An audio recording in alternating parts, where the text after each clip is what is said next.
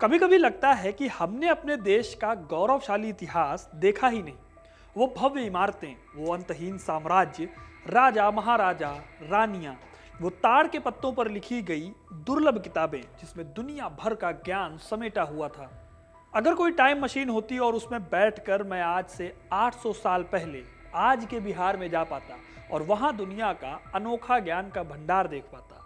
वो seat of wisdom and learning Nalanda university, Nalanda की वो लाइब्रेरी देख पाता जहां 90 लाख से भी ज्यादा किताबें रखी हुई थी, ज्यादातर बेहद दुर्लभ। इन किताबों का ज्ञान पाने के लिए Korea, Japan, China, Tibet, Indonesia, Turkey, Greece और पर्शिया तक से छात्र नालंदा खींचे चले आते थे। नालंदा जो दुनिया की पहली रेजिडेंशियल यूनिवर्सिटी थी, जहां 10,000 छात्र हॉस्टल में रहते थे और उन्हें पढ़ाते थे देश दुनिया के 2000 से भी ज्यादा शिक्षक और विद्वान। और ये सब आज से 800 साल पहले होता था। ये सब जानना आपके लिए ज़रूरी है, क्योंकि अपना इतिहास नहीं जानोगे तो खुद को कैसे पहचानोगे। अब दोस्तों, सच तो ये है कि अगर कोई टाइम मशीन बन भी जाती जिसमें बैठकर इंसान पास्ट या फिर गुजरे दिनों में जा पाता, तब भी मैं साल 1193 की वो आग नहीं देख पाता जिसमें नालंदा को भस्म कर दिया गया। ज्ञान का वो अपार भंडार जो भारत को दुनिया में सबसे आगे रखता था, उसे नष्ट कर दिया गया। जब कुतुबुद्दीन ऐबक का सरफिरा जनरल बख्तियार खिलजी तुर्क और अफगानों की अपनी फौज लेकर आया और उसने 14 हेक्टेयर में फैली नालंदा यूनिवर्सिटी पर हमला बोल दिया, उसे तहस नहस कर दिया। वहां रहने वाले सैकड़ों बौद्ध भिक्षुओं को मार डाला और फिर 90 लाख किताबों को आग के हवाले कर दिया। 3 महीने तक नालंदा की लाइब्रेरी जलती रही। सोचिए, 3 महीने तक, और 5 महीनों तक वहां से काला धुआं उठता रहा। मानवता के खिलाफ ये ऐसा अपराध था जिसे सुनकर हर हिंदुस्तानी गुस्से से भर जाए। ज्ञान के विनाशक खिलजी का नाम इतिहास के सबसे शैतानी क्रूर हमलावरों की लिस्ट में दर्ज हो गया।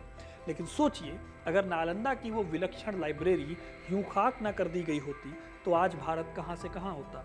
कहा जाता है कि नालंदा की लाइब्रेरी दुनिया की सबसे बड़ी लाइब्रेरी थी, क्योंकि नालंदा की लाइब्रेरी में न सिर्फ बौद्ध धर्म और दर्शन की दुर्लभ पांडुलिपियां यानी ओरिजिनल स्क्रिप्चर्स या हाथ से लिखे गए धर्म ग्रंथ थे, बल्कि वेद, कर्मकांड, वेदांग, समाख्या, भाषा यानी ज्ञान, रीजनिंग यानी तर्कशास्त्र, मेडिसिन लॉ, एस्ट्रोनॉमी, मैथमेटिक्स यानी कि गणित और सिटी प्लानिंग्स की हजारों हाथ से लिखी किताबें भी रखी हुई थी।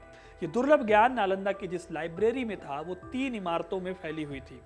मगध साम्राज्य के राजगीर में साल 413 में गुप्ता डायनेस्टी ने नालंदा यूनिवर्सिटी की नींव डाली थी। जरा सोचिए, इतनी सदियों पहले जब दुनिया के ज्यादातर देशों में बड़े बड़े साम्राज्यों में जमीन कब्जा करने की खूनी जंग चल रही थी, जब इस्लाम और ईसाई धर्म आपस में टकरा रहे थे, तब भारत में 3 विश्वविद्यालय ज्ञान से जीवन को बेहतर बना रहे थे।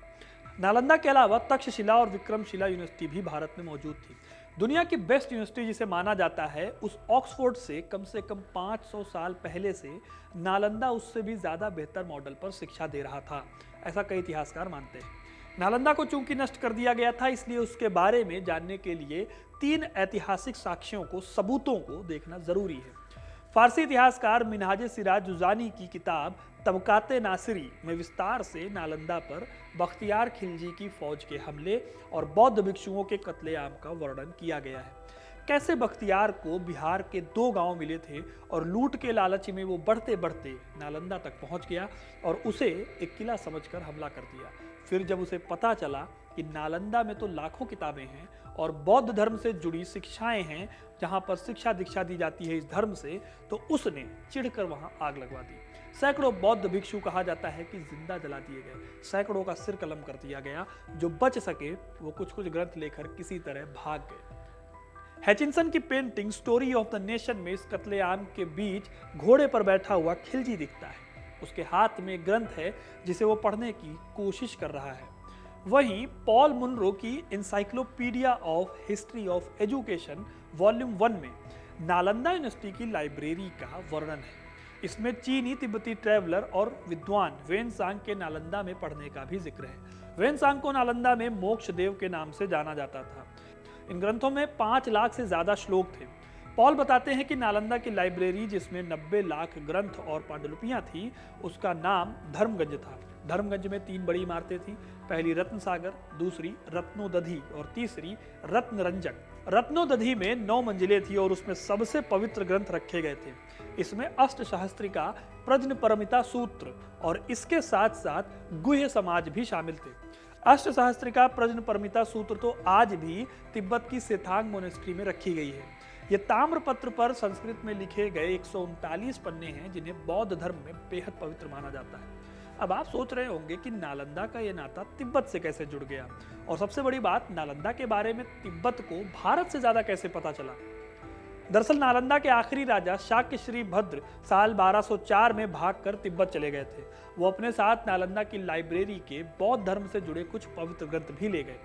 इतना ही नहीं, वो अपने साथ बौद्ध दीक्षा से जुड़े 8 विद्वानों और शिक्षकों को भी लेकर गए थे। उसी के बाद से नालंदा में बौद्ध धर्म की परंपरा तिब्बत में शुरू हुई, और यही वजह है कि तिब्बती धर्मगुरु दलाई लामा भी खुद को नालंदा के 17वें गुरु का भक्त बताते हैं। नालंदा के बौद्ध ज्ञान को फैलाने में चीन के यात्री और विद्वान वेनसांग का भी बहुत बड़ा योगदान रहा है। वो जब नालंदा से पढ़ने के बाद चाइना लौटा तो अपने साथ 657 बौद्ध ग्रंथ ले गया, और उसने उसका एक हिस्सा चीनी भाषा में अनुवाद करके लोगों के बीच में फैलाया। उसके जापानी शिष्य दोशो ने इसी बौद्ध दर्शन को जापानियों तक पहुंचाया। सोचिए, बौद्ध धर्म शायद पूरे नालंदा का कर्जदार है। नालंदा यूं नष्ट ना होता तो शायद आज दुनिया का सबसे बड़ा शिक्षा और ज्ञान का केंद्र होता। तिब्बती परंपरा के मुताबिक नालंदा में बौद्ध धर्म के 4 दर्शन पढ़ाए जाते थे।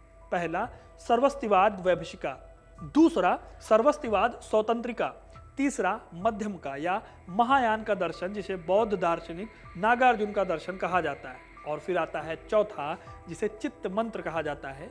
यह भी महायान का ही दर्शन है जिसे असंग और वासुबंधु नाम के 2 गुरुओं ने दिया था।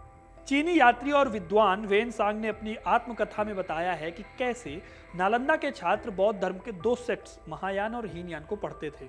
वेनसांग ने यह भी बताया कि इसके अलावा छात्र हेतु विद्या यानी लॉजिक, शब्द विद्या यानी ग्रामर एंड फिलोसफी, चिकित्सा विद्या यानी मेडिसिन के साथ साथ वेद भी पढ़ते थे। वेनसांग ने यह भी बताया है कि कैसे तर्कशास्त्र पर लाइब्रेरी में ही छात्रों में शास्त्रार्थ होते थे।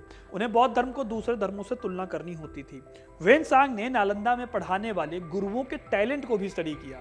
उसने बताया कि कुल 1510 टीचर्स में से 1000 को 20 शास्त्र और सूत्र रटे हुए थे, और वो उन्हें विस्तार से समझा भी सकते थे, जबकि 500 गुरु 30 शास्त्रों में पारंगत थे, और 10 टीचर ऐसे थे जिनकी जुबान पर 50 शास्त्र रखे हुए थे। यानी ऐसे ज्ञानी गुरुओं से अटी पड़ी थी ये नालंदा यूनिवर्सिटी। और ये हाल तब था जब नष्ट होने से पहले भी 2 बार हमलों में उसे नुकसान पहुंचाया जा चुका था। दरअसल पहली बार साल 455 से 467 के बीच जब स्कंदगुप्त के दौर में हूणों ने हमला किया और मिहिर कुल ने नालंदा को नुकसान पहुंचाया तब, और बाद में 7वीं शताब्दी में फिर गौड़ राजा के हमलों में नालंदा को लगभग नष्ट कर दिया गया था। लेकिन बाद में राजा हर्षवर्धन ने उसे दोबारा बनवाया। लेकिन फिर बख्तियार खिलजी ने जो नुकसान पहुंचाया उससे नालंदा फिर कभी उबर नहीं सकी। एक ऐसा एक्सपेरिमेंट राख बन गया जो भारत को पूरी दुनिया का सरताज बना सकता था। तो दोस्तों, ये थी कहानी ज्ञान के एपिसेंटर नालंदा की, जिसे बाद में बख्तियार खिलजी ने नष्ट कर दिया। आपको ये कहानी कैसी लगी हमें कमेंट करके जरूर बताइएगा। वीडियो को लाइक और शेयर करना ना भूलें, और ऐसी तमाम इंटरेस्टिंग कहानियों के लिए हिस्ट्री कनेक्ट को सब्सक्राइब जरूर करें। धन्यवाद।